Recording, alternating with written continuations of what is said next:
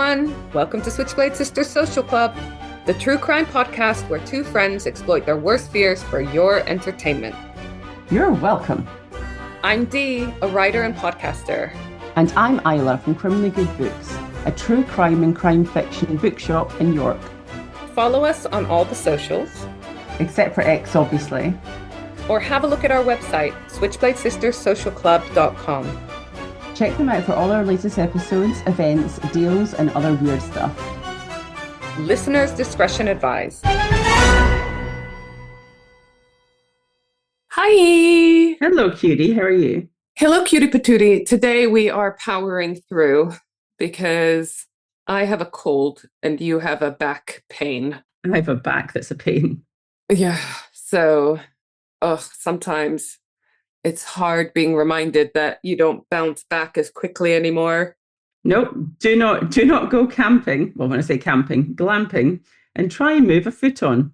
Yeah, you said you were going camping, and then you sent me a picture in a luxurious yurt, and I was like, oh, phew, because I was worried for a minute that you were actually going camping. Yeah, can you imagine me going camping? I would need months of survival training. Yeah. No, we went glamping and it was really fun. But then on the last day, I decided to move the foot on in the yurt and leaned over it and pulled it and jerked it around and my back just went. And yeah, so that's it. Off to the hospital today.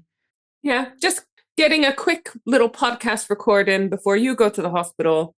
In theory, I'm going to go skate because I do like roller skating, roller derby, which is super fun. But in all honesty, I don't know whether I'll make it because right now I don't think I can spin around in a circle real fast. But we will not let the podcast suffer.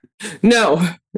So if you've ever had to plow on through life because you have no choice, then hopefully you sympathize and resonate with us. All right, well, I said last episode that we have one more episode left in the season. We don't. We have two more, including this one. I'll be doing both of them, and I'm super excited about both of them. So, you know, I always you love it when you hear me do a story because you can sit back and relax. And I get that now when I used to listen to you before, like you and Randa, and I just absolutely loved it. But now I am totally in the zone for being, what's the word? I was going to say sung to. Story told to. What's the word? It's like you're a live podcast listener, isn't it? So, yeah, but I also love telling you a story because I love seeing your little reaction. So I love that too. So this one. Clues first. Clues, D. I love the clues. I never get any of them, but.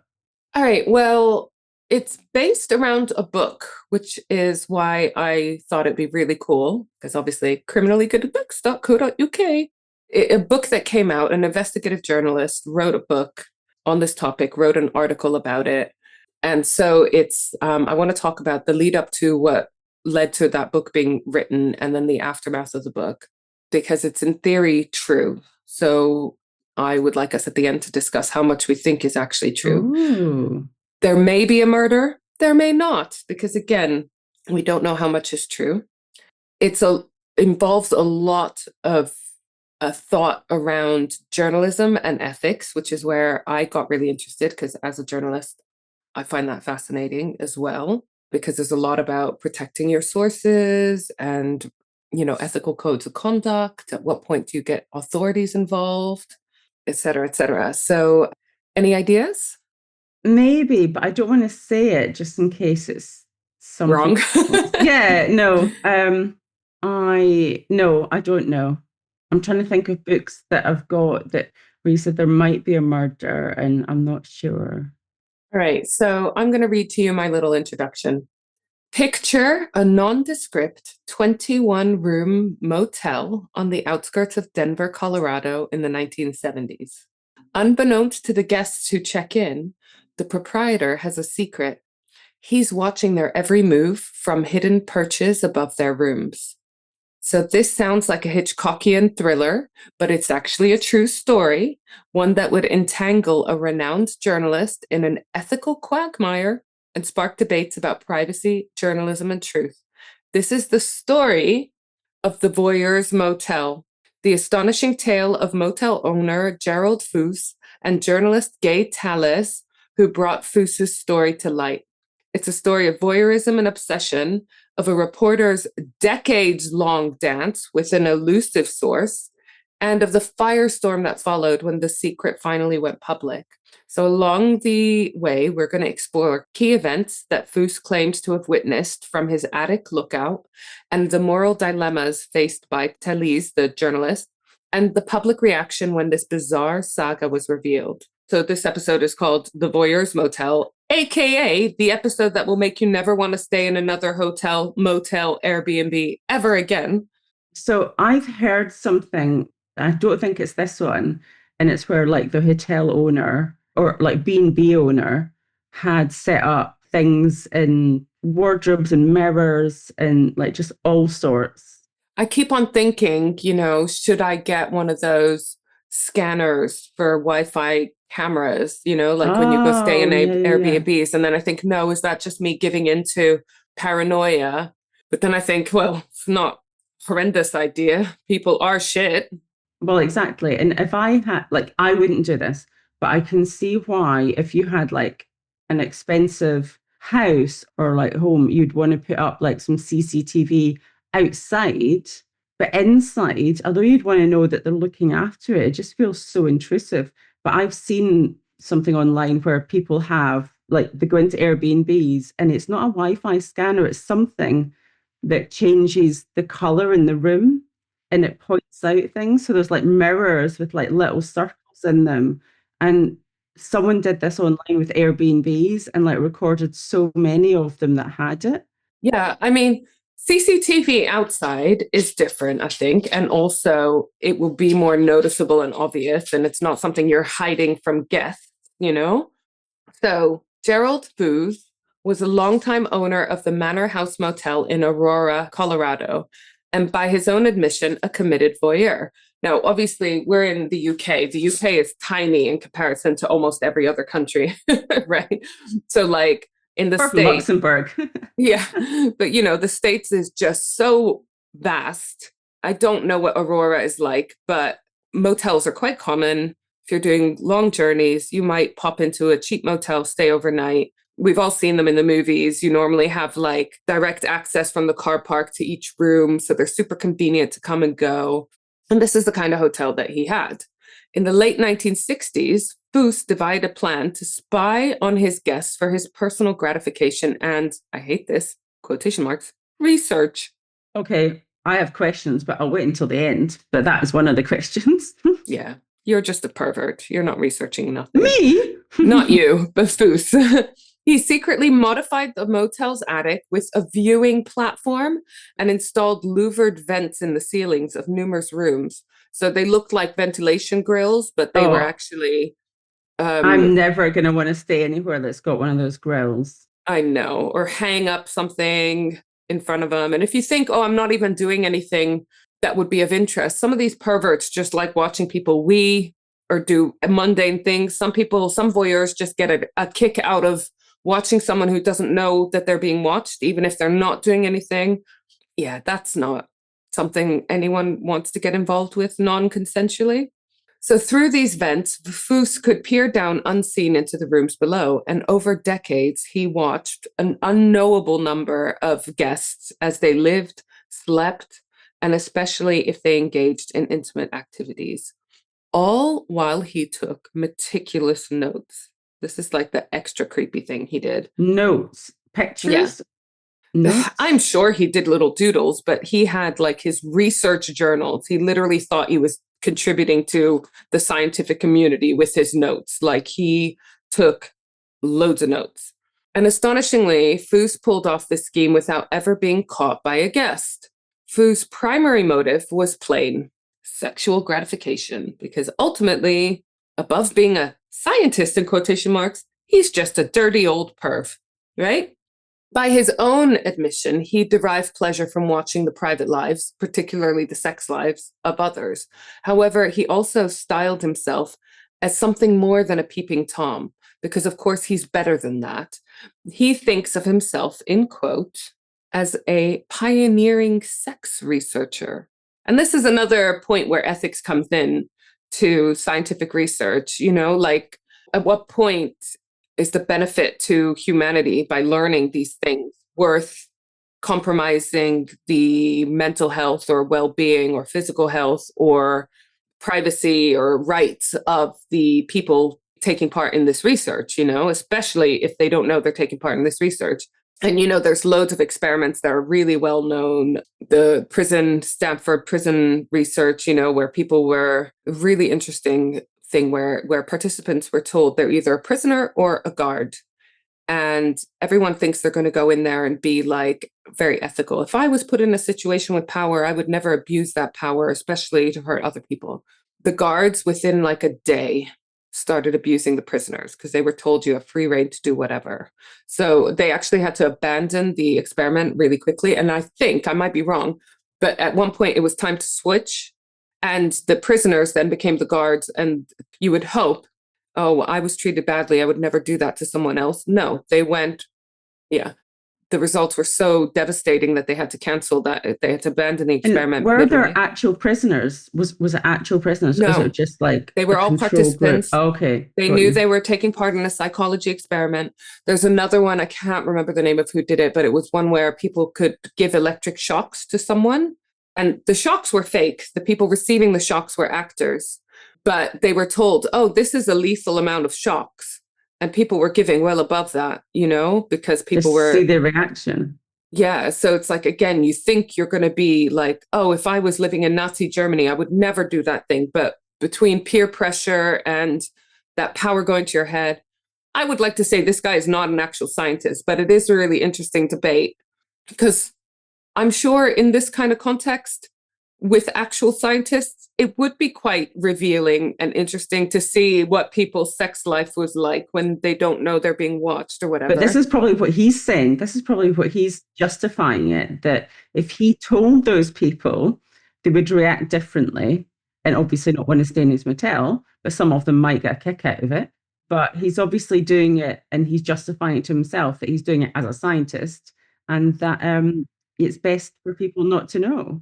He ultimately admits that he is doing it for sexual pleasure. Right. And that pleasure is from them not knowing he's watching. It's a bit watching, but mainly the fact that they don't know he's watching. And was he only interested in like the sexual encounters? Like you have said that he documented lots of things. He watched everything, but obviously he was like, ooh, bonus if they were having sex.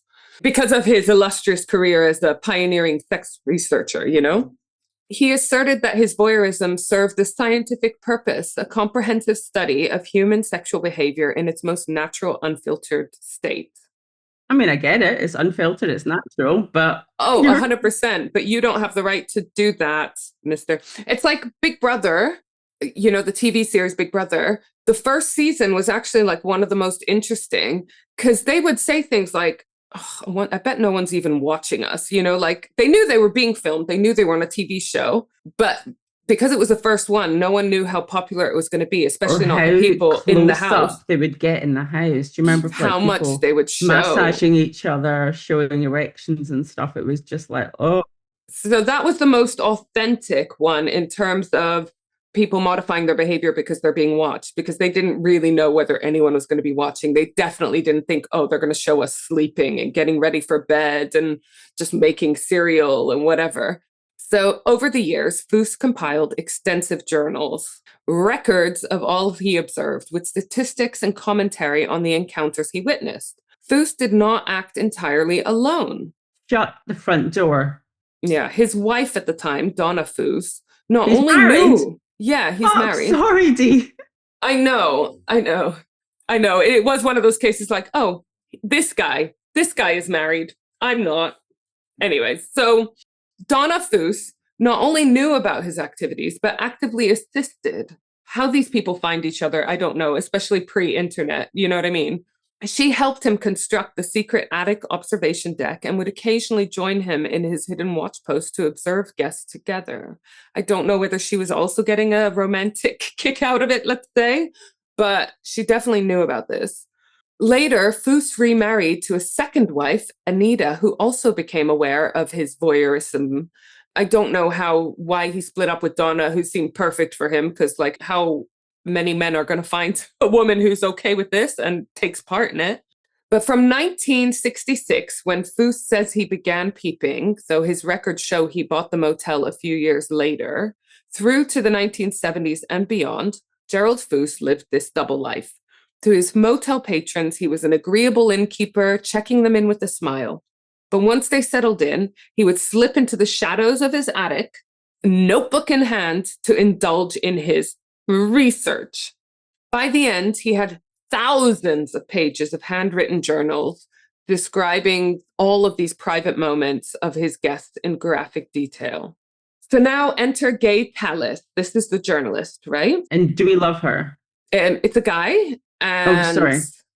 I'm going to say no. Oh, interesting. Yeah, it's like, I'm trying to remember that this was a different time. This was at a time when that prison experiment, for example, was going on. And, you know, we didn't have the same ethical guidelines in journalism and research and so forth. But I still feel like, yeah, let's carry on. And you tell me, I'm conflicted. Okay. Gay Talese, by 1980, had already become like a celebrated figure in journalism. This was a well-known journalist. And he was known for his immersive reporting and his very literary style. So he was like proper getting in with the people that he was writing about and then writing it in such a great storytelling way that it was really engaging. That year, 1980, he received a letter out of the blue from Gerald Foos that would change the course of both men's lives. He didn't know Gerald Foos. He'd never stayed at the motel. But he was a known journalist. So Gerald Foos obviously thought, this is the guy I want to share my story with. So in January 1980, Foos wrote to Talese hinting at an incredible story. He owned a motel and that he'd been systematically spying on his guests for years. Foos had read that Talese was working on a book about American sexual mores. Talese wrote a book that came out in 1981, My Neighbor's Wife. And so Foos offered his own findings to contribute to this book. At first, Foos didn't reveal his name, and he insisted on anonymity and asking Talese to keep his secret in confidence. In essence, Foos was dangling this tantalizing but ethically fraught invitation. Come meet me, see my operation, and I'll show you things you won't believe, but you have to promise not to expose me. So Talese was fascinated and disturbed by this letter. And I'm sure a whole part of him was like, well, I need to know if this is even true before I do anything about this, right? So as a nonfiction writer, his usual practice was to insist on using real names and being transparent about his subjects. So the idea of agreeing to anonymity for a source, especially one confessing to an ongoing criminal behavior, gave him serious pause for concern. But I can see how this is something that he's never been presented with before. Yeah, he's never had someone present this to him before. He doesn't know at this point, I'm sure, how much of it is true or not, but he wants to find out more. Fair enough. At this point, I'd probably do the same. Well, yeah. He later wrote that he was deeply unsettled by how Foos had violated his patrons' trust and privacy and wondered if such a man could be a reliable source. Because again, this guy is not an honest man. So why do we think that he would betray the trust of his patrons of his motel, but then come and tell you the truth?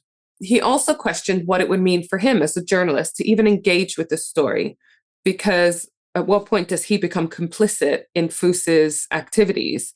You know, but I guess he thought, curiosity got the better of him. Let me go and hear the story. Let me try to assess how true it is, and we'll take it from there.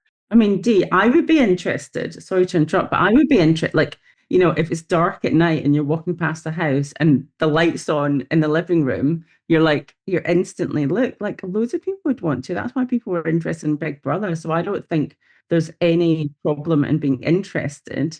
And if I was him, the journalist, Talese, I would meet up with this guy and find out more. Yeah. And at this point, I don't think he had very many details about this guy. So my ongoing issue with this case is at what point should Gay Talese have gone to the authorities with this story? That's my ongoing issue. I could see how you get carried away and whatever and maybe do it too late, but I just think it's extraordinary. So I think at this point, I can get why he's not gone straight to the police, because he doesn't have very many details. He doesn't know whether this guy's even telling the truth. So in 1980, Talese flew to Colorado At the Denver airport, he was greeted by a very unassuming man in his mid-40s, Gerald Foos in the flesh. Foos seemed amiable, quotation marks, and utterly ordinary at first glance. So basically someone you would never suspect of anything like this, you know? Hardly the picture of a deranged peeping Tom one might imagine. If I were to describe a peeping Tom, it would be someone like kind of creepy looking or like disheveled or something. Like trench coat, I think, and like potentially like a private investigator, but really grubby. Yeah, you always hope that those kind of people that you would be able to spot them in the wild. But unfortunately, sometimes they just look very normal. So Foos wasted very little time in revealing his secret world. So he took Talese to the Manor House Motel to stay for a few days. And he said, "We'll put you in one of the rooms that doesn't provide me with viewing privileges." Oh my God. I was just going to ask. Okay. But I mean, first of all, why would you believe him? And secondly, I still wouldn't want to be there. But anyways, Foos then led the journalist up into the attic crawl space above the rooms, onto the secret observation platform where Foos had spent so much of his time. Talese could see directly into an occupied guest room, so he is now, right this minute, already committing a criminal offense. They're going to have to be so quiet though, because Well, do they? I mean, I suppose, yes, they do, but you're in a motel. You're going to hear noises and whatever and other people. So if someone heard a bump or talking or whatever, you'd think it was from one of the other rooms. But you if know? you heard it above you, especially if this is the journalist's first time, I'm imagining dark space, a bit of light coming up, smelly. I'm imagining shag rags everywhere, like like a mattress up there. I'm imagining. I'm sure he made his crawl space comfortable because he spent a lot of time there. So maybe there was a mattress. 23 hours a day. Yeah, apparently almost every night. So the journalist and the creepy motel owner go up to the crawl space, and almost instantly, one of the couples that they're watching starts having sex or sexual encounter. At this point, this very surreal moment, Gay Talese crossed an ethical boundary. He too has now become a voyeur. So he feels apparently a rush of conflicting emotions. Part of him is astonished this story is real and it's happening right in front of his eyes, literally. The other part of him was really uncomfortable because he's breaking the law and doing something that's harmful and unethical towards another, to other people. He later recalled asking himself, what was I doing up here anyway? Had I become complicit in his strange and distasteful project? Kind of, yeah. Like, what amazing scientific breakthrough do you think you're part of here? People have sex in hotels, stop press, like, wow, big revelation. Here, again, if Talese at this point, after his stay, had gone to authorities and said, look, this guy has come to me with this, I'm really sorry, but I accidentally got complicit, but like, I've come to you right away because now I've seen it for my very own eyes. I can tell you this is a bad thing that's happening. Go and arrest the man. But he still doesn't go to authorities. Okay. He keeps his promise to Foos. He signs a confidentiality agreement that Foos has drawn up. I doubt that's like, would stand up in court, but whatever. I want to see a copy of this one. But he pledges not to publish anything about Foos's voyeurism until Foos gives him explicit permission. I mean, there's already a story here. What more do you want? You know what I mean? I mean, the story could go two ways. The story could be investigative, like sex voyeurism, and he could cover this, or it could be this creepy ass man, and that's the story. So I mean, that's a big enough story. Yeah, which one he's thinking. He's probably going between two stories simultaneously. And he's already got the scoop because he was there, In exchange, Talese got what he came for, a front row seat to Foos's secret and subsequently access to Foos's voluminous journals. Because, like I said, he started mailing them to the journalist. Shut up. Bit by bit, handwritten research journals. So he was revealing slowly all the things he'd seen over the years, which Talese, who also is in the process of writing this book, found fascinating from a research point of view. But like, you got to think about where this information is coming from, right? God. Is it even true? Because this guy could be bullshitting. And also, again, it's from a criminal source, right? Can I ask you, Do you know what like the law is on kind of voyeurism? Like, and so it's obviously around privacy. Yeah, so exactly. It's your privacy laws. I don't know what they were like in 1970s America, but very early on, like when he received the first letter, Talese accepted that this was criminal activity. So he was aware it clearly was a breach of the law, and the journalist was aware of it. Now, we've seen it, we covered it a bit in some of our other cases, but the laws are constantly having to update themselves in accordance with like technology New and so forth. cases as well. Yeah. Exactly. So like there are a lot more laws coming into play with, upskirting and this, that, and the other, which kind of is an extension of this, right? So yeah, it was definitely illegal at the time. It's definitely illegal now. And Gay Talese, the journalist, was definitely aware that it was illegal and that he was partaking in a like illegal activity. But he was getting over months and years packages trickling in. He lived in New York from Colorado, containing the strangest chronicles of American motel life ever recorded, I'm sure. I mean, I hate this. These journalists have ethical obligations to report this ongoing crime to authorities, but instead, he's just so engrossed, And I'm sure also with the view of like, I'm going to write about this and it's going to be mega. And again, I just think at almost any point in the story, you have the scoop. You would have been the one that broke this case, But he wanted it bigger, more. He wanted all of these journals. He wanted first access to them. So it became a really unusual reporter's source relationship. Talese and Foos would correspond for decades. Okay, this is what I don't understand. He must surely have gone, right, can now be the time that because he's kept his bond, like he said, I won't publish anything until you tell me. But months, okay, I can understand waiting months, but decades? No.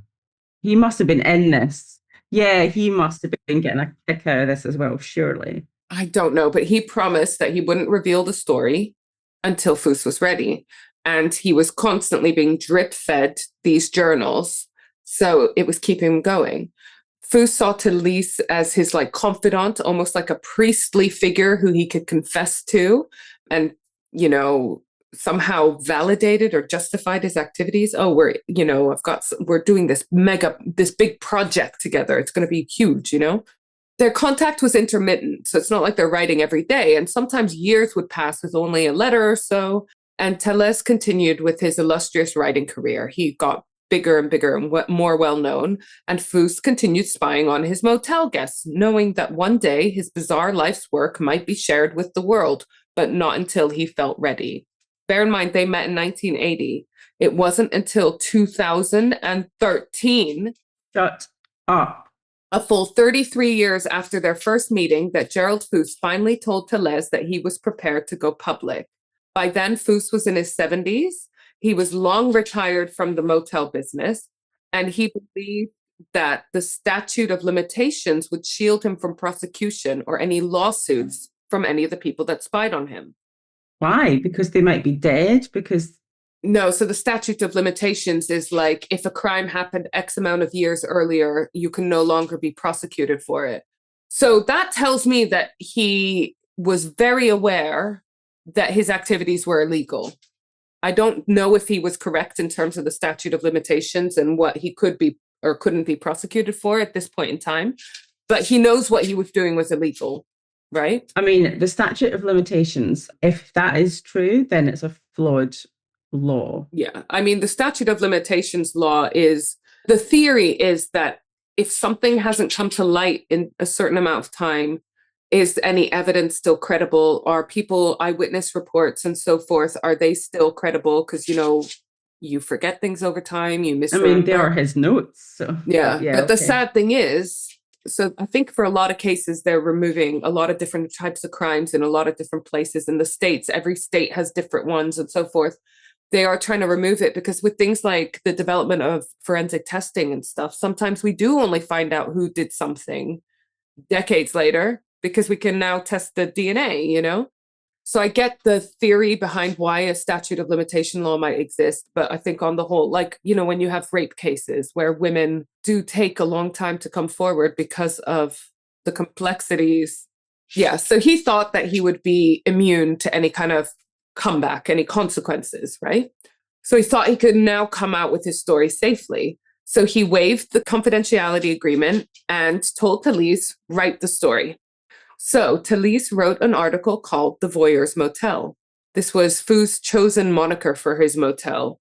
And it was published in the New Yorker, which, is a really high profile publication. Yeah, it's massive.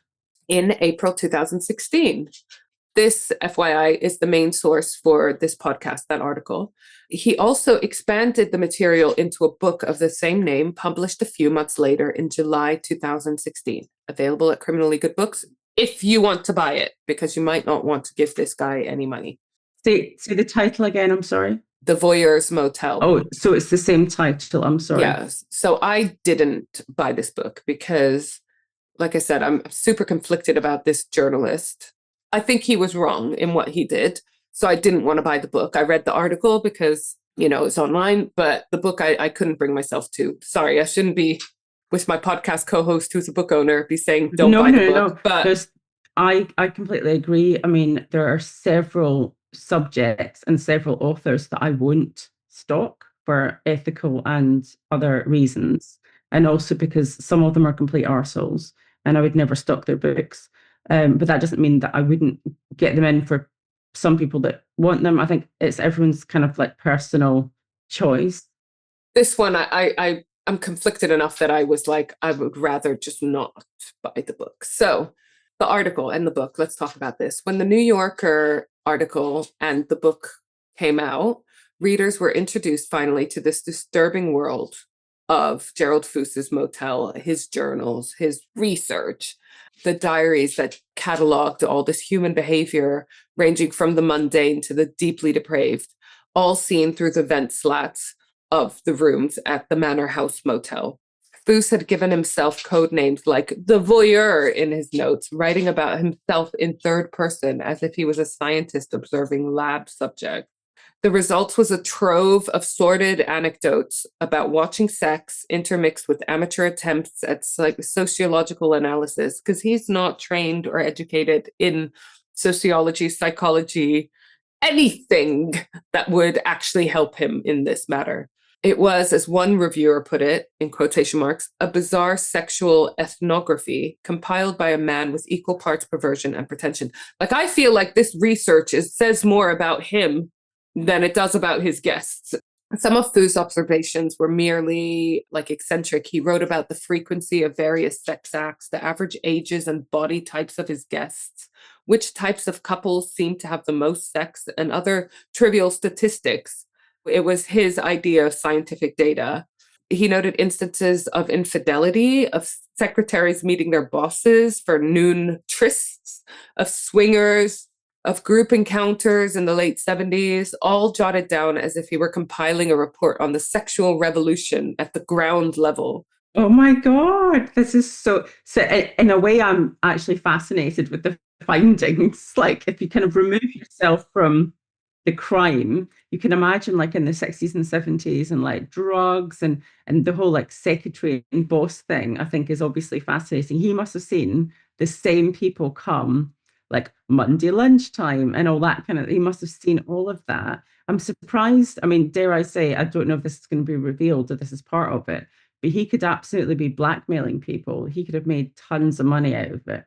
I don't think he's bothered about actually committing crimes. I don't doubt that this man has fascinating stories. I'm sure he does. It's just, you're not allowed to spy on people. No. So as if this wasn't creepy enough, Foos would even enter rooms while guests were out to gather personal details. For example, he once checked a female guest's bra size so he can more accurately describe her in his log. Shut up. Yeah, he's so creepy. But Foos's journals also document far more disturbing incidents. Across years of spying, he claimed to have witnessed countless crimes and dramas, I'm sure. Acts of theft, domestic violence, sexual assault, drug use, drug dealing, robbery, incest. He even says bestiality and rape, to use his own language. In one entry, he noted that he had seen instances of child abuse amongst his guests. And again, so now we're on next level criminal. He's observing other criminal behavior. There is that law. There is that law. Is it the bystander law? Where if there's something that you could have done to prevent it and assist without anything happening to yourself. So he's basically just what? I get why he's not calling up to say, oh, someone's doing heroin in my motel. But if you're seeing child abuse and you're letting it go because it's, because of your research, but obviously he didn't want to get in trouble and he didn't want his cushy little world that he had set up, his voyeur's world, being taken away from him. And again, if I didn't hate these men enough, this was all going on and he at no point involved the police. He never intervened because he was a scientist, Over the years, Foos grew cynical about what he saw. He was starting to hate people, basically, because he was seeing some of the lowest behavior, right? He thought of people as being unclean and dishonest, which is ironic because you yourself are part of the problem here. Oh my God. And then we come to the murder, in quotation marks, in room 10. This was the most explosive revelation in Foos's story. Right. And it was that he claims he witnessed a murder at the motel. There's a lot of studies about hotels and people's behavior in places that aren't their own home. There's something about that distance that allows people to think that they're less accountable. They're in a different postcode. They might be on holiday, so they're acting differently to their normal lives. Sadly, people go to take their own lives in hotels because they don't want their family, friends to find themselves and have to deal with that. I'm not surprised he's witnessing a bunch of really, really bizarre and horrendous behavior. So this was the worst that he reported. According to his journal, in 1977, in room 10, he was watching a young couple, and the man, who was in his late 20s, was apparently a small-time drug dealer, and his girlfriend, was with him. Foos observed them engaging in a rigorous sex life, which he documented in great detail, of course, and he also saw people coming and going to buy drugs. This bothered Foos because despite his own behaviors, he claimed he drew the line at drug dealing on his property. Oh, there must be loads of that. Yeah, and also, well, how are you going to say that you know that it's happening without revealing that you're spying on them, In the past, he tried anonymously reporting drug activity to the police, but of course, he couldn't, like I say how he knew that this was happening without exposing himself. I don't know why he couldn't just say, look, I own the hotel. But I guess he doesn't want to. And there's lots of people coming in and out, and, it's really dodgy behavior. And can you just go in and check out? But I guess he just doesn't want to have a bad reputation as a business owner either. And I don't think he minds all that much because, drug dealers will be paying, Yeah. And probably are more interesting, in quotation marks, to observe. So, but also the drug dealers won't want their area of activity to be compromised. So they would probably look after the motel as well and make sure it was like, they were probably trying like curry favor with him, and they were able to continue to do what they were doing. So I don't think they're going to cause loads of problems or like draw attention to themselves too much externally. Yeah, so one day Foos decides to take matters in his own hands. After seeing the man sell drugs to some teenagers, he slipped into room 10 while the couple was out and flushed the remaining drugs down the toilet. Just seems like the weirdest of actions to do. He did this covertly a few other times to other drug users and drug dealers, and apparently was really proud of like sabotaging the drug deals. But this time, his interference set off a tragic chain of events. When the dealer returned and discovered the drugs were missing, he immediately accused his girlfriend of stealing the drugs. So you know what's coming. A heated argument followed in the room, and Foos was watching from above. The confrontation escalated until the man grabbed the woman by the neck and strangled her in a violent rage. Foos wrote that the woman collapsed to the floor unconscious. The attacker, now panicked, gathered his things and fled the motel, speeding off into the night. Up in the attic, Gerald Foos was left staring down at the limp body of the woman. In his journal, he recorded his thought process. He noted that he could see the woman's chest still moving, however faintly, and thus believed she was still alive. So he reassured himself that she would be all right and decided not to intervene and call for help. He just simply crept out of the attic for the evening, leaving the unconscious woman as she lay. Now, this I don't understand, because again, he could say, I'm a motel owner. I've heard an argument. Can you come and do a welfare check? I heard a woman scream. I'm worried about her, you know? But I guess he just didn't want to have the risk of police coming to his establishment, right? Yeah, but they're not going to go up into this crawl space. Jesus Christ, this man is a piece of work. Like he's justifying everything. He's justifying everything to himself. Like her chest was moving, she was alive, he has no morals. Like I wonder when he would actually call in the police. He's witnessed, bestiality. He's witnessed Child abuse, child murder. abuse, murder. Like he's a piece of shit. Right? So the next morning, a maid discovered the young woman's lifeless body on the floor of room 10. So the woman had died. She was not okay after being strangled violently. Foos wrote that he immediately phoned the police upon hearing the news and provided them with the dead man's alias, description, and even his license plate number. He didn't admit to the police that he'd witnessed the crime. The police never managed to catch the killer. They told Foos that the man had used a fake name at check-in and been driving a stolen car, making him difficult to trace. But even after witnessing a homicide, one that arguably occurred because of his own meddling with the drugs, Foos remained primarily concerned with protecting his secret. Talese read about this in the journals years after the crime took place, but also years before he revealed the crimes. So Talese later admitted he spent sleepless nights agonizing over whether he should break his promise and report Foos to the authorities. Don't feel sorry for you. The answer is yes, you should break this promise, especially now that it's crossed over into like horrendous crimes that this guy is witnessing. And he was giving the journals at a time that he was still operating the hotel. Yes. So continuing the crimes. So there's other things that Foos could have prevented, revealed, stopped, and Talese could have assisted in that by basically getting the police to investigate. So Talese at this point is concerned with his own welfare. Yeah, exactly. He wants to be able to break this huge story. That's it, really. That's the only logic I can see in keeping the secret. Is he wants more of the stuff that Foos is drip feeding him before he comes out with it. But by this time, it was too late. The crime was long past. The trail was cold. Talese reasoned that breaking the story at this point wouldn't bring the woman back or catch the culprit, but it would stop potential future crimes. It would stop potential future crimes, and also it might give some assurance or like something to her family, to know that actually, because you don't know how it was reported to her family. She was found dead in a motel room. It's just awful with no one around her. But then to know that she was with a drug dealer, but then to know that actually it was nothing that she did. Yeah. But also, Foos hadn't revealed very much about what he knew about the crime because he hadn't revealed that he had seen the crime, the actual crime take place. He did to Talese, though. Yeah. If he'd come forward, they could have got more information possibly out of Foos that, cold cases do get solved when new information comes to light. And we don't know whether Foos had a key bit of information that might have led to them actually finding the guy because he hadn't revealed it. He just like, oh, I checked in this guy, didn't look at him too much and check in. This is the information he checked in with, done, right? So Talese chose to keep the murder hidden in his files.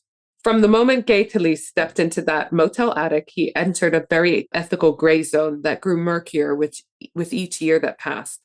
So there's two levels of controversy now: the ethics of Foos' actions and Talese's handling them while the voyeurism was ongoing, and second, the ethics of how the story was told to the world. On the first count, many have argued that Talese crossed an ethical line by effectively enabling Foos' behavior, because also, was he ramping up his voyeurism because he's now got this journalist guy who's so interested in his findings?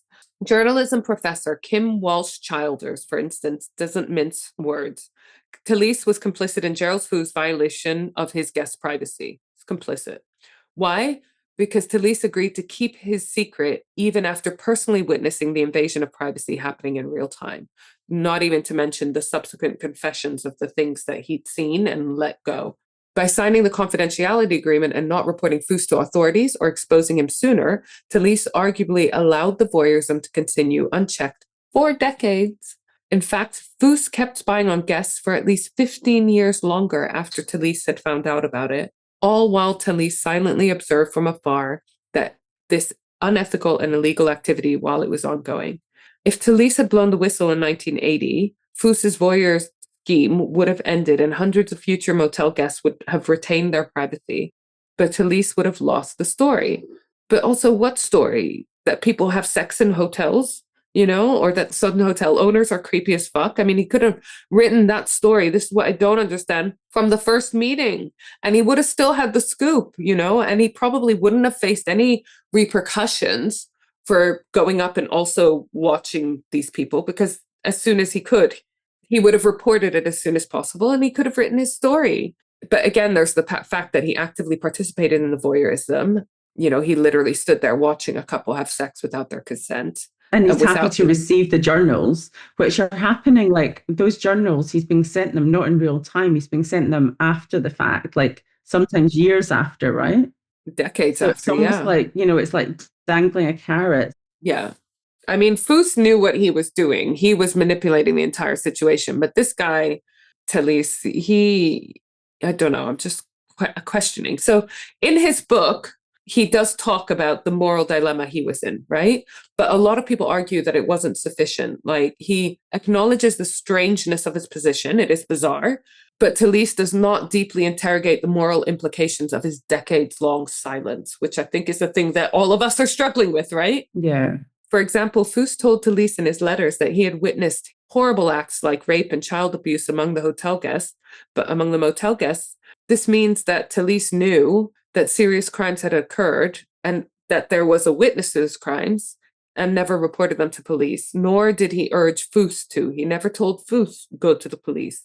Because the thing is, Dee, like, if you're if there's child abuse, I'm sorry, those kind of people are not just doing it once, they're doing it again and again and again. So that child abuse was happening. You've got a witness and you are complicit in allowing it to continue. So even if you find out years or decades after that first instance, you should be reporting it because you've got the hotel guest name, even if it's an alias, if they're doing it again and again and again.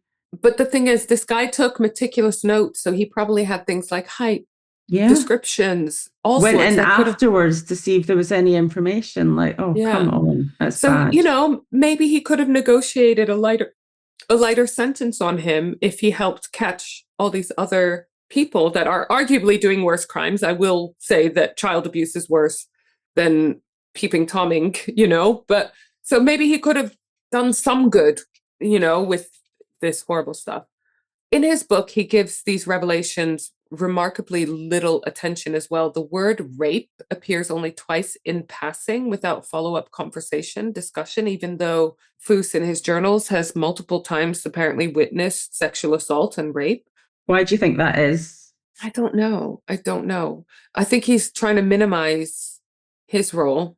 And therefore, it wasn't that bad, the stuff that Foos witnessed, The implication is that over the years, Talese grew perhaps desensitized or at least compartmentalized what Foos was telling him.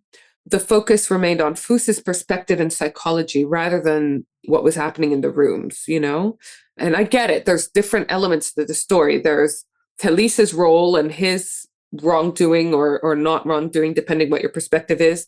Foos's crimes, but then also the crimes he's witnessing and how they've let those go on in perpetuity. Some critics argue that publishing Foos's story at all, essentially giving him a platform as a proud voyeur, was itself ethically questionable. Yeah, I think it is. I think it's good to know that these cases are happening.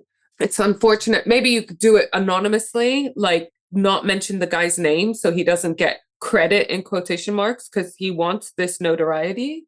I think, though, that even if you mention his name, Dee, even if you mention him, I don't think he would get notoriety, though. I think people would think, you sad bastard, you absolute sad fuck. Like, I don't think that people are going to go, oh, well done. Oh, my God, he's like, the next Yorkshire Ripper that loads of people kind of idolize weirdos. No, but he's seeing his name in print. I mean, we're talking about him, I know, but then surely it's like people talking about you, but then it's also what they think about you, or maybe he doesn't care what people think about him.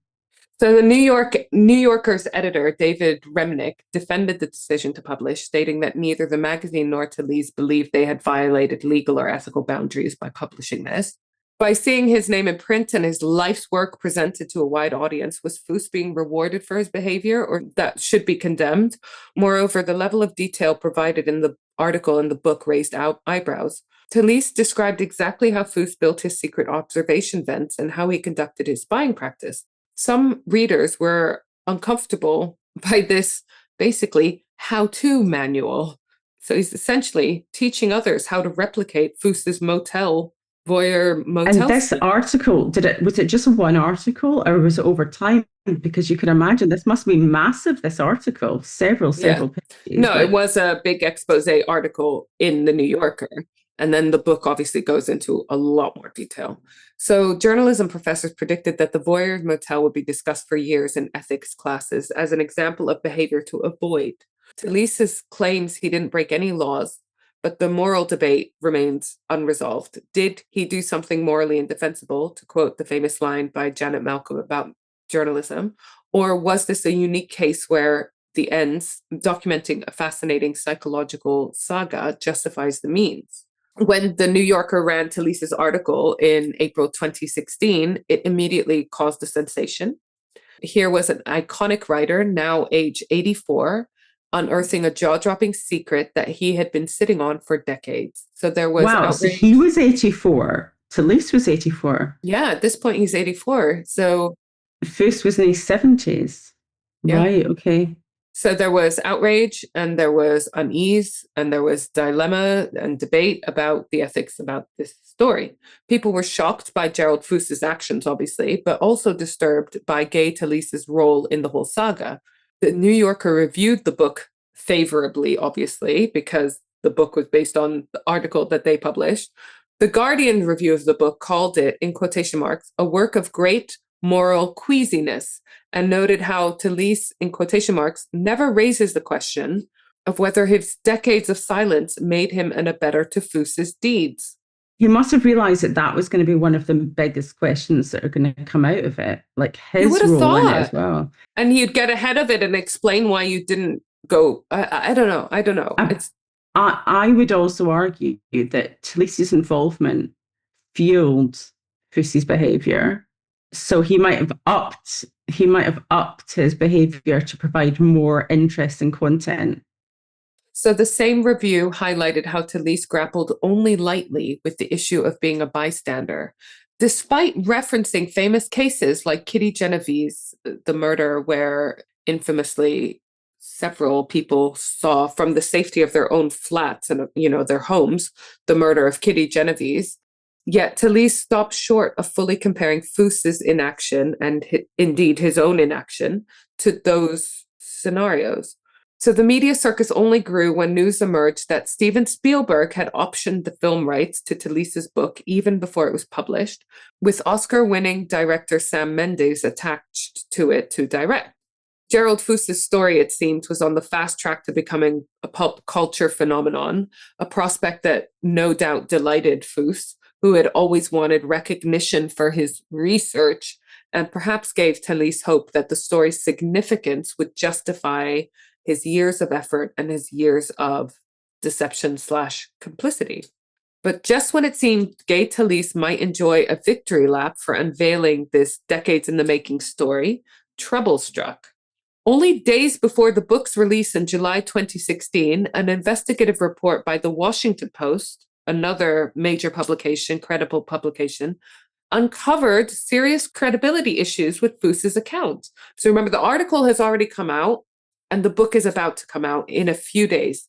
The Washington Post finds a bunch of issues with Foos's story, which I think is hilarious because, what? He's not trustworthy? Who would have thought it, right? Reporter Paul Farhi did something Talese apparently hadn't. He checked property records of the Manor House Motel. What he found contradicted one of the fundamental timelines in Foos's story. It's I'm sorry, did you not do any investigation into this guy? Are you going to say that he didn't own it between certain times? Or Yes, exactly that. So Talese's article and his book stated that Foos had owned and operated the motel continuously from 1969 to 1995, which is the period during which Foos claimed to have been conducting all of his research and where he had detailed notes about all the activity. But the public record shows a different story. Gerald Foos and his wife sold the motel in October 1980, so a few months after Gay Talese went to go visit the motel. But then they did somehow buy it back 8 years later in 1988. So there's an 8-year period for whatever reason. They don't own the motel. Why does this matter? It's because he submitted loads of journal entries for this time and he didn't have access. So it casts doubt on the entire narrative. If you're lying about this, what else are you lying about? Which I would argue he's already lying about the whole establishment of his motel. Like, why would you assume anything he's saying is true? So let's go look at the murder of 1977, for example. You would have thought that would be an easy thing to fact check, right? Yeah. Farhi's piece noted that Aurora police could not find any record of such a homicide case in their files. So obviously, it's a long time ago. The files weren't digitized. The case could have been lost in the archives, but it's not that long ago, and it was an unsolved murder. So you would have thought that they would find record of it somewhere. So Foos's credibility, always in question due to him, it's now severely undermined by concrete evidence. So Gay Talese, who'd spent over 3 decades massaging this story to fruition, reacted with disbelief and fury. He's been lied to by this guy. He's facing a lot of criticism for the manner in which he dealt with this story. And now he's finding out that the guy, his source, is a liar. So when confronted with the property record evidence, Talese was caught off guard. Foos had never told him about selling the motel. Feeling frustrated, Talese publicly disavowed his own book just as it was hitting the shelves. What did he say? He said, "I should not have believed a word he said. I'm not going to promote this book. How dare I promote it when its credibility is down the toilet?" Have you ever heard of such a thing? An author saying, "Don't buy my book, it's shit," just as it's coming out? No. Usually what I get is authors going, "My book's amazing," just as it's coming out. I think though, if an author came to me and said, "My book's coming out, don't stock it, it's really shit," I'd be like, interesting. Let me have a look at it. This only fueled the controversy, and obviously some people thought, is it a PR stunt, et cetera, et cetera. But you have to ask, sorry, as you as a renowned journalist, did you not do any due diligence or research into this guy that you are clinging such a huge amount of your career on? But he was supposedly livid that all these years, after all these years, his source, the voyeur pervert, was not truthful. So his dramatic renunciation of the Voyeur's Motel book in itself made headlines. It's not every day that an author essentially says, "My book is shit. It's full of bullshit. Don't buy it," on the eve of its publication. If he was given an advance for the book and how much he gave to Foos, like, what the financial deal was between them. I don't know. But Foos himself insisted that he hadn't lied, at least not intentionally. It's like, how do you not mention that you didn't own the hotel for 8 years? He did concede that he'd left mention of the 1980 sale in absence.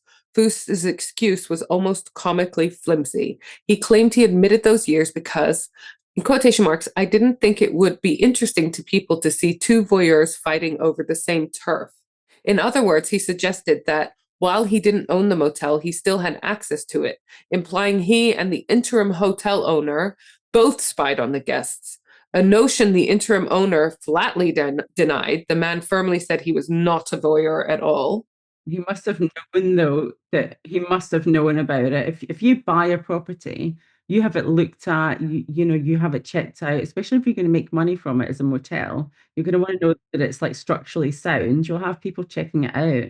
But maybe he thought, oh, that's, okay, you can access the attic. Or maybe he thought those vents were actually just for ventilation, In other words, he was suggesting that while he didn't own the hotel, he still had access, right? That the other hotel was all the owner, the interim hotel owner was also a voyeur. But his belated detail only raised more questions. If it's true, it's kind of weird that 2 hotel owners back to back are voyeurs. Yeah, either way, Foos's credibility was badly damaged. What credibility did he ever have is my question. The publisher, Grove Atlantic, quickly announced that despite the controversy, they still go forward with releasing the Voyeur's Motel. They pointed out that most of Foos's documented escapades took place before 1980, so the heart of the book remained intact. But I think that's missing the point as well, because in my mind, it's like, yeah, but if he's lying about the 8 years of the story, he could be lying about the pre-1980 stuff too, right? He's a And even liar. if he's not lying, well, it is still lying, he could be massively exaggerating things that happened. But at the end of the day, you've still got a creepy guy who's breaking the law, watching people. So I don't doubt that it happened, because Tallis said that he went into the law space and saw these things happening. But he absolutely could be exaggerating loads of things. About anything else, exactly. So they did, however, consider adding a note into the future editions about the discrepancy. Caught in this embarrassing scenario, Gay Talese soon walked back his initial rejection of the book. Within a day or two, he released a new statement clarifying that he did not actually intend to disavow the book. He explained that his earlier comments were made in a moment of shock and anger. I was upset and probably said some things I didn't and don't mean. I.e., you're not getting paid if you don't. Yeah, my publisher told me off and please buy the book because I need the money. So observers in the media seized on the irony of the situation. One culture writer wrote, truly, who among us would have predicted that the creepy motel sex dude would turn out to be an unreliable source?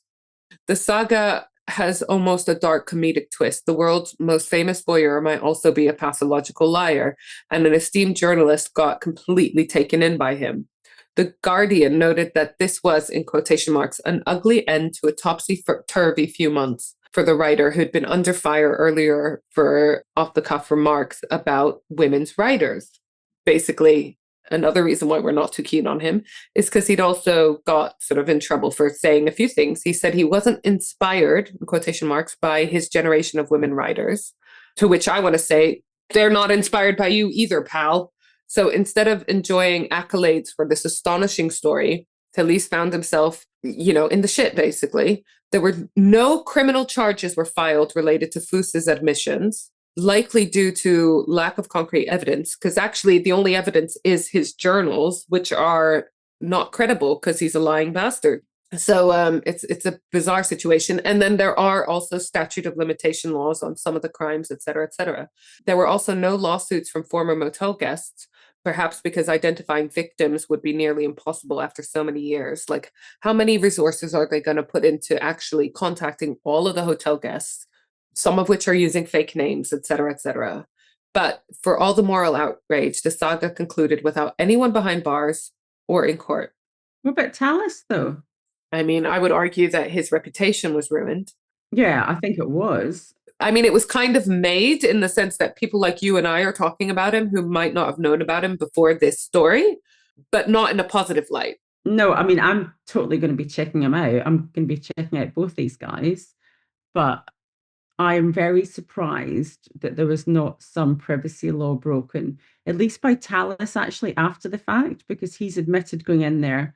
But then, of course, if they can't prosecute, what's his name? Sorry, Foos. Yeah. And you hear about it a lot where a confession is not enough to convict someone. So even if I go in and I say I committed a murder, they still want to have like physical evidence of it. And even if they see the hotel room with the attics and so forth, that doesn't mean that, Foos actually was up there watching people. And then his diaries are kind of some of the main evidence. But again, they've already discredited most of what he's put in, or a lot of the stuff in there. So I wonder if people are like, I would be so fascinated to look at those diaries in their entirety, not just what Tallis has brought out, and look at the days where there were incidents like the child abuse thing. And if, for example, years later, as an adult, a child has said something, but even then, they wouldn't necessarily know the dates. But there would that must be child know something. what hotel they stayed I in know. back when they were? I mean, they would literally have to match up his writings to actual guests who are willing to press charges about that. It's, I can see why it would be a really resource heavy activity. And yeah. So the cultural fascination with the Voyeur's Motel continued. Meanwhile, Hollywood's brief flirtation with the project ended. Steven Spielberg and Sam Mendes, who initially snapped up the rights for the feature film, they bailed on the movie plans, probably because of the controversy that's actually not a fun controversy. It's kind of sickening. Interestingly, it wasn't purely the credibility scandal that sank it, but it was the emergence of a competing project, a documentary by filmmakers Miles Kane and Josh Corey. That documentary, titled Voyeur, was released on Netflix in 2017. So you can watch that. As for the central figures, Gerald Foos, who's now an elderly man, he receded back into private life after briefly coming into the limelight. He had wanted fame of sorts, and he got it, though at the cost of being branded a perpetrator of sexual violation and less than honest narrator, which probably would have bothered him because he thinks he's a scientist, you know? So having his credibility questioned was probably really offensive to him, more so than people thinking he's a pervert, because he's like, I did get sexual gratification from that. Also, I did all the science. I did the science, you know? So Foos expressed some disappointment that his grand research wasn't taken seriously, but he did like the attention. So this case just really makes you think, doesn't it? How far should one go to observe human nature? And at what point does the observer become complicit in the very sins he's documenting? But for me, it also makes me question, how safe are we in hotels? Because here are some examples of other crimes in hotels and Airbnbs. Oh my gosh. Okay, I want to know. There's an Airbnb host who hid a camera in a smoke detector in Florida in 2017. Guests in Longboat Key discovered a pinhole camera and mic aimed at the bed. Host Wayne Nat was arrested and charged with video voyeurism. Airbnb banned him, thank God. Apparently this happens a lot, and like I said, I keep on meaning to get a camera sweeper thing, but it gets worse. A New Zealand family found a camera hidden again in a smoke alarm, and it was live streaming their stay. Again, Airbnb apologized and banned the host. I don't know what they can do about it, you know, apart from that, though. There's a UK B&B owner jailed for peepholes. So this is them live streaming it themselves, like live watching. Owner Paul Williams, not the Paul Williams that we know, who's a dear friend and not pervert, drilled secret holes to spy on couples and made audio recordings. He was jailed for 18 weeks. There was an Airbnb superhost. You know, on Airbnb, if you have like loads enough of stays reviews, and good reviews, you become a superhost. Airbnb superhost broke in through the window at night and attacked guests in Los Angeles 2018. A Boston couple said their host forced entry at 2 a.m. Airbnb later apologized for its insufficient initial response. Because this is the other thing. You can list your property on Airbnb. You're not having to provide criminal record, a background check. Airbnb host was charged with sexual assault after entering a guest room in Utah 2024. So prosecutors charged a host with multiple felonies after a guest reported he came into the room and assaulted her. You've got the case of Erin Andrews versus Marriott Hotel. So sportscaster Erin Andrews won $55 million claim after a stalker filmed her through a peephole. The jury found the hotel's owner and operator was 49% liable for negligent privacy and security practices. So I think that kind of sounds like it might have been an employee. And then you have, this is really sad as well, 3 Americans dying of carbon monoxide poisoning at a Mexico City Airbnb. Authorities said the carbon monoxide killed 3 tourists in a rental. Incidents like this have prompted lawsuits and policy changes across the industry. Because again, I had in the past sometimes rented out a room in my house on rugby days because I live in Twickenham. They do tell you, oh, you need to have a carbon monoxide alarm, a fire alarm, blah, blah, blah. No one's come to check. I have all that, FYI, because, I live here too. But no one's checking. And no one's checking that it's in working order. It's just so the Airbnb can actually say that they've done their due diligence and they've passed that on to you. Yeah. So, yeah, it's just scary. I don't mean to put people off, but obviously these are unregulated properties you're staying in. You do have to constantly remember you're staying in unregulated places with unregulated people being in charge of these properties that are not being checked by anyone. So it can be risky. So that's the story of the Voyeur's Motel and why I'm never leaving home again. That was insane, Dee, and so intriguing. And it's left me wanting to, a few things, find out more about those two. I'm not going to say gentlemen. I don't think we like either of them, do we? You asked me, do we like the journalist? I don't like either of them. But I'm always interested in the backstory, and I would like to know more about the motel owner and like just find out more about him generally. But maybe that's just feeding into his kind of wanting to be, you know, his notoriety and wanting to be famous. I mean, it's human nature to want to find out things. And I want to find out more about him and why he is the way that he is and why he thought it was Yeah. acceptable. And we get his curiosity in human nature as well. The reason why we're interested in him is why he was interested in watching his hotel guests. Because, like I said, things like Big Brother are super popular. Things like Married at First Sight. I watch Married at First Sight because I'm fascinated by how other people are in relationships. I know how I am and how I have been in relationships. To see how other people navigate them is so fascinating. When you watch things like First Dates, just watching other people in everyday situations, but then also other situations, how they are the same and or different to you is fascinating. It's just, I think we understand that it has to be with consent. Yeah. First dates, they all sign up to that. They all know what's happening. Big Brother knows what's happening. Like they know that they've signed up to those things. Yes, you can argue that that affects the result of the experiment, if you want to call it that, when it's a TV show, but let's call them social experiments. It does affect the result because you now have the added variable of them knowing that they're being watched. So are they acting differently? Is that how they would act in a first date or in a marriage or when they're living with roommates? Or is it affected by the fact that they know they're being watched and filmed and whatever? Of course, it's added that extra variable. But we've established that they both knew that they were committing crime. They both knew and they both said, and you know, the statute of limitation thing and the fact that they were both elderly when they decided to print it and, you know, come out Yeah. with it. I just don't understand why he didn't reveal the story when he first went to that hotel.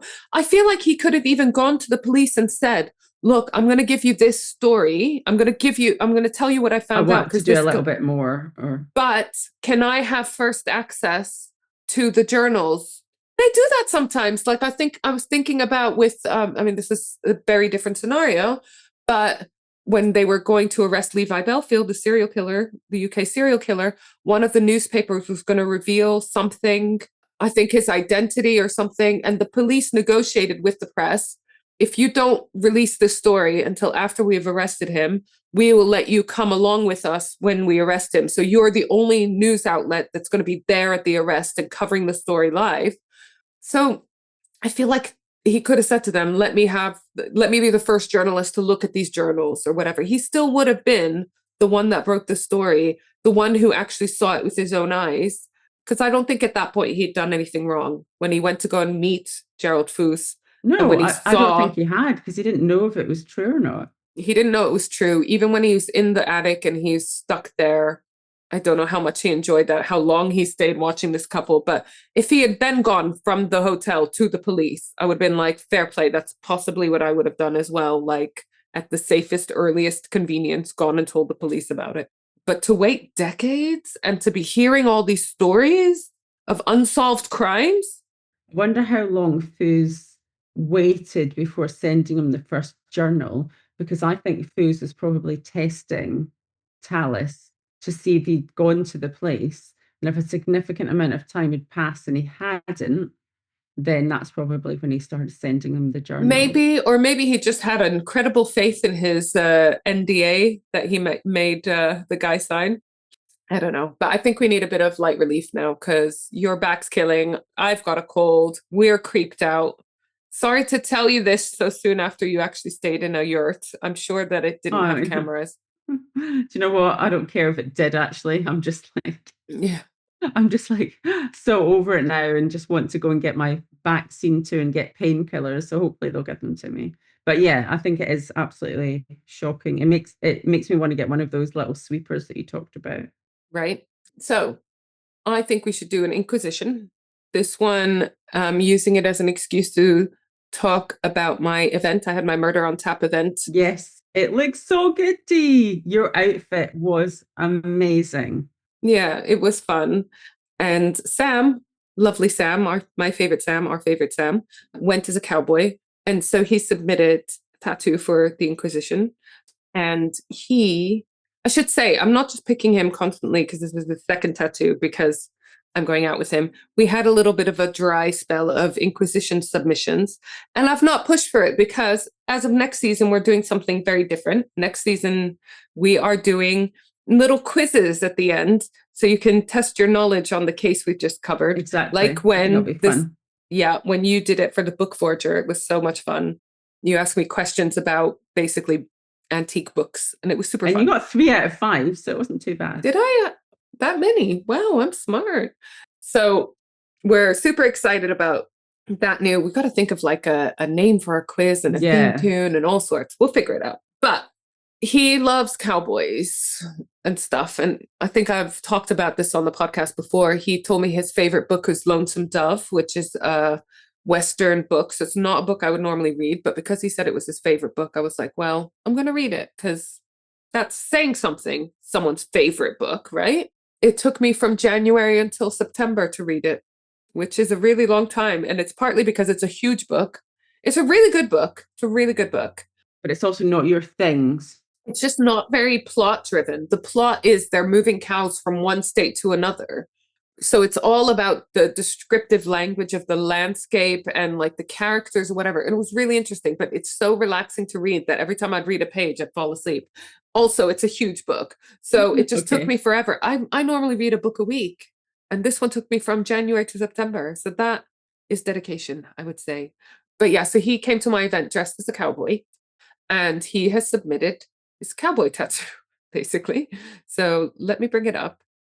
I think it's so cute. Can you see it? Oh, yeah. It's like a skull with green inside, crossed guns at the back, and then a cowboy hat. It's really cool. Is that on his back of his side of his leg? Yeah. So he says, "This is my dead cowboy tattoo.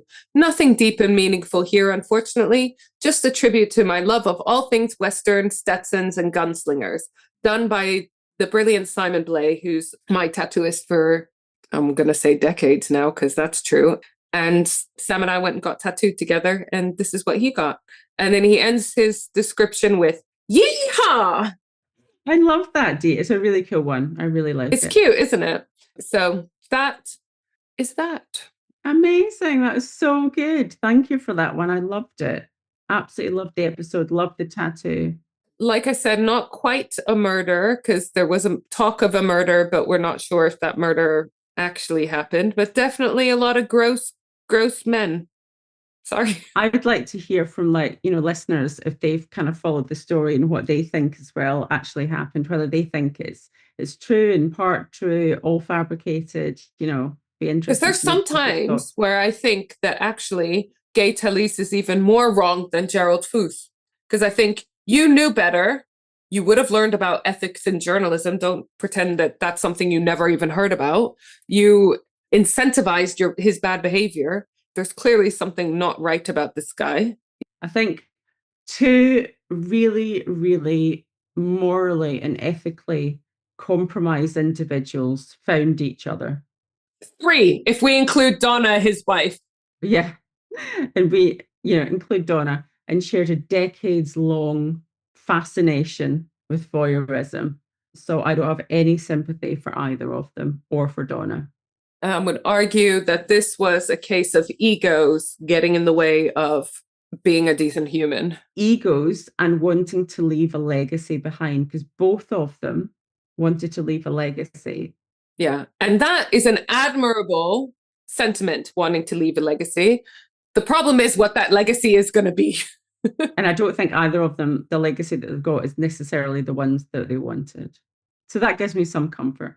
No one's thinking Foos is the generation's #1 sex researcher of his time. And no one's thinking like purely, oh, what a story to break.